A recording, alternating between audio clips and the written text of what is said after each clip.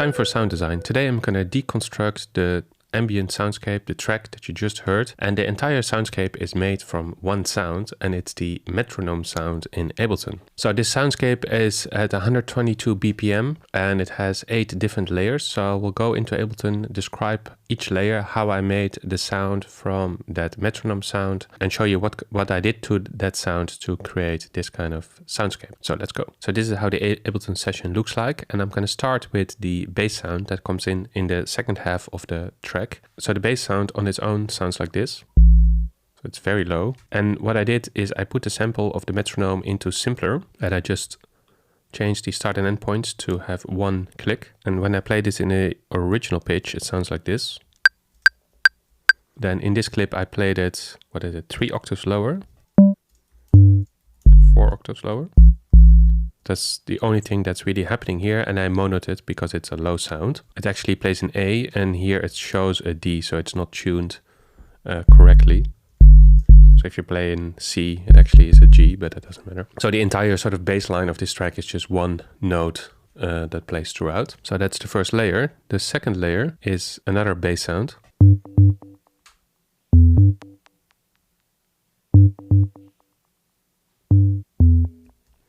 So here I use the same technique. I have a simpler. I change the start and end points to hear the click one time, and I play it an octave higher, as you can see in the C -1 octave, and I play a C and an A, which is actually not a C and an A, it's an G and an E.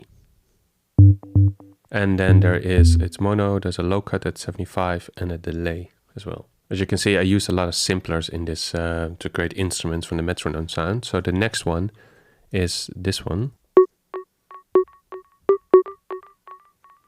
So here I used again the same technique, a simpler. I play an octave higher than the previous sound.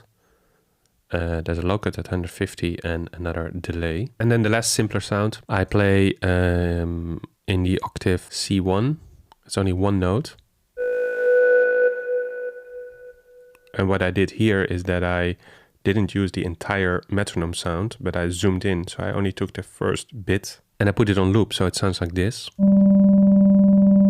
So you have a continuous sound, and then with the effects, which is a redux. So I made it 8-bit, a low cut EQ at 300, a reverb, and then after the reverb, a filter delay.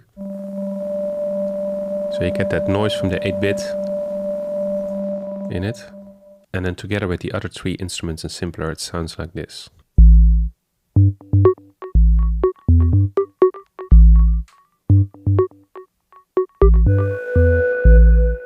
So as you can hear, these 4 sounds really complement each other because they're all playing in different octaves. So the first one is a sub bass, then you have a bass, then something more in the mid. The last sound is the highest, and it's a more textural sound. So these are 4 layers of the soundscape, but the sound that plays throughout is this one. So what I did is I used one click of the metronome, put it to a very large reverb, freezed it and flattened it to audio. So it sounds like this.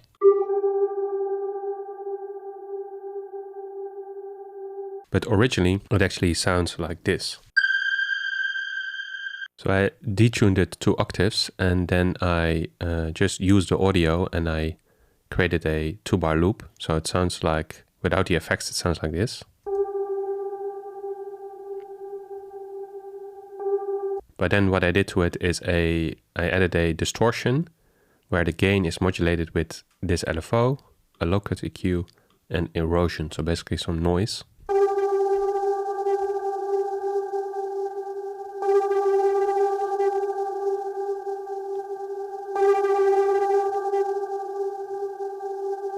And then on track 9, I duplicated this, but I reversed it and I added a delay as well.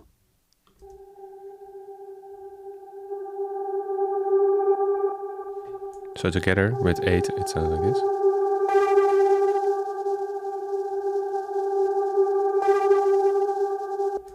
So this really creates sort of a background texture that just continues throughout the entire soundscape.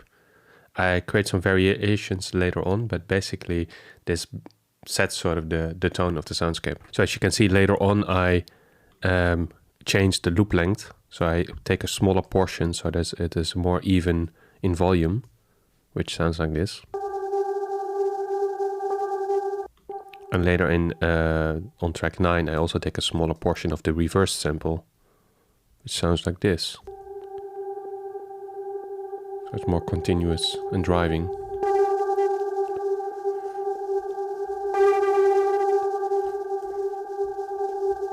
Then on layer 10, what I did is I just took the metronome sound and I placed it in a rhythmic pattern. So here I have a few of them are reversed. So this one is reversed. I just play the metronome sound in the original pitch. But as you can see, there's a lot of modulation going on. So I have a low cut EQ, a delay, a fuzz, a pitch shifter, and then some of the parameters I modulated. So I turn the effects on and off, the delay and the fuzz, and the coarse parameter of the pitch shifter I vary, so it varies in pitch. So then with the effects, it sounds much more complex.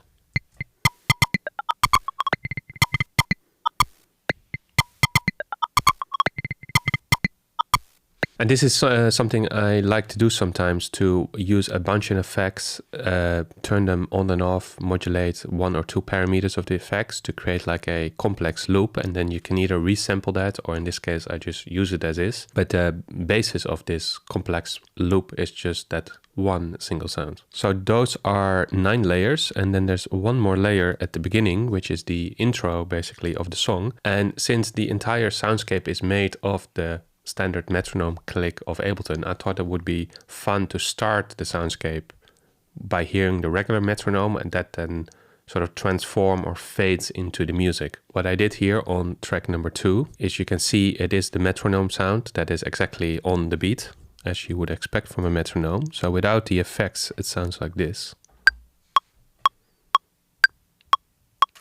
If you use Ableton, this is a very familiar sound. So I just 4 bars of the metronome, but then in order to transform it, I use some effects. So there is a redux where both the bitrate and the sample rate are being modulated, and I added some noise coming in also while the sample progresses. So then it sounds like this.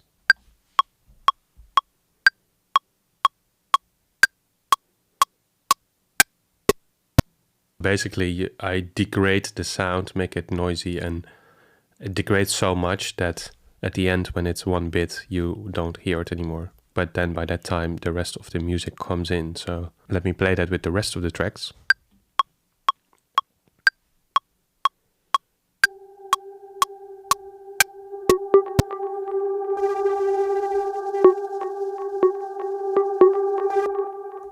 So I thought that was a nice fade in from the actual original source sound to the music.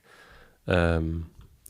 All right, that was it for this video. Hope this was inspiring or fun to see that even with a small singular sound, you can create quite a landscape of sounds by using simpler, in this case, as a way to create instruments, and by doing some sound design, using a lot of effects, effect modulation to create interest from a single sound. As always, if you have any questions, let me know in the comments, and see you in the next one.